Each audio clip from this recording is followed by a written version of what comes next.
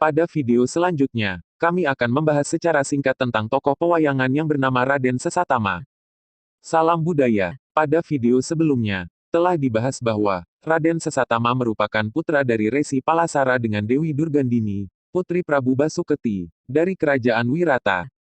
Sesatama tercipta bersamaan dengan saudaranya yang lainnya yaitu Raden Rupakenca dan Raden Kencakarupa, Raden Rajamala, Raden Bimakenca, Raden Gandawana dan Dewi Niyutisnawati atau Dewi Rekatawati.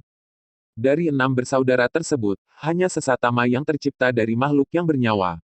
Diceritakan bahwa Raden Sesatama berasal dari ulat, yang merupakan hasil dari penyakit atau mala Dewi Durgandini yang terlempar ke sungai. Raden Sesatama menjadi murid Pati Jatikanda, Pati Negara Wirata pada masa pemerintahan Prabu Basuketi. Dari Pati tersebut, Sesatama belajar tata praja dan ketatanegaraan. Setelah Pati Jatikanda meninggal, Raden Sesatama diangkat sebagai Pati untuk menggantikan gurunya oleh Prabu Basuketi. Arya Sesatama menjabat Pati sampai ke masa Prabu Matswapati. Diceritakan bahwa, setelah beberapa waktu tinggal di kerajaan Wirata, Raden Sesatama pamit ke Gunung Sapta Arga untuk menemui istrinya yang bernama Dewi Kandini ditemani Raden Bimakinca. Di perjalanan, mereka bertemu dengan Prabu Gajaksasura dan patinya yang bernama Pati Wistakasura.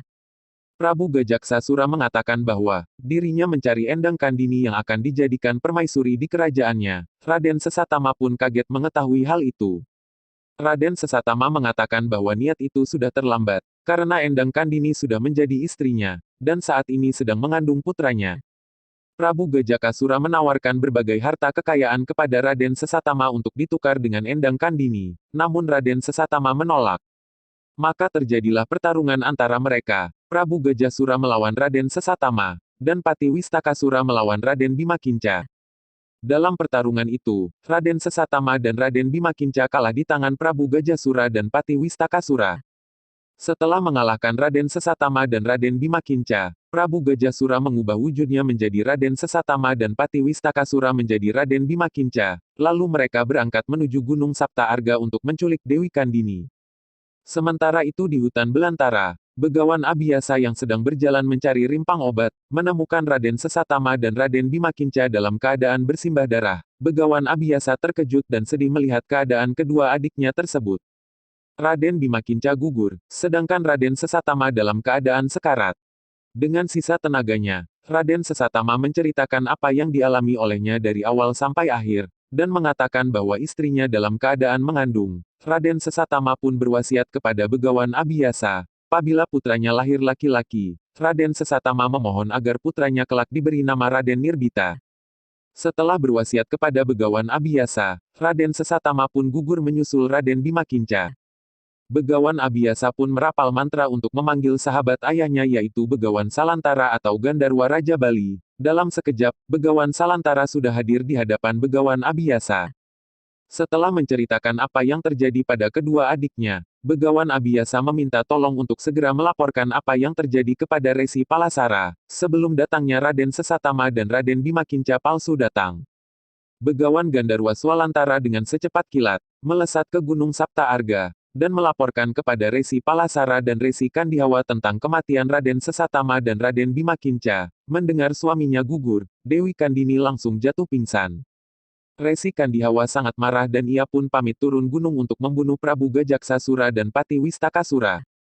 Di kaki Gunung Sapta Arga, Resi Kandihawa melihat Raden Arya Sesatama dan Raden Bimakinca palsu hendak naik ke puncak gunung. Resi Kandihawa pun berpura-pura memanggil mereka dan berdiri di tengah keduanya. Secepat kilat, Resi Kandihawa mencekik leher Raden Sesatama palsu di tangan kanan, dan Raden Bimakinca palsu di tangan kirinya. Lalu kepala mereka dibenturkan hingga hancur, keduanya langsung tewas dan kembali ke wujud semula yaitu Prabu Gajasura dan Pati Wistakasura. Pada saat bersamaan, Dewi Hastipraba yang sedang terbang di angkasa, terkejut melihat kakak dan suaminya tewas dibunuh seseorang, ia pun menerjang Resi Kandihawa. Resi Kandihawa yang tidak menyadari datangnya serangan mendadak tersebut, akhirnya tewas di tangan Dewi Hastipraba.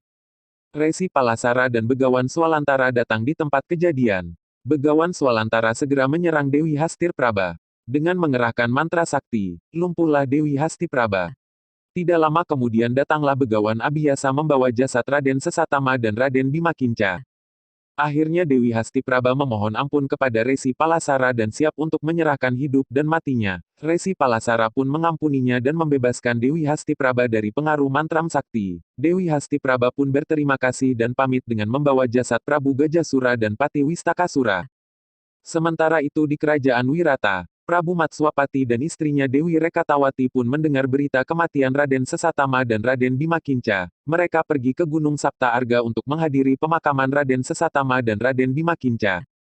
Dewi Rekatawati pun pada saat itu sedang mengandung, hatinya sangat sedih karena harus kehilangan dia saudaranya sekaligus.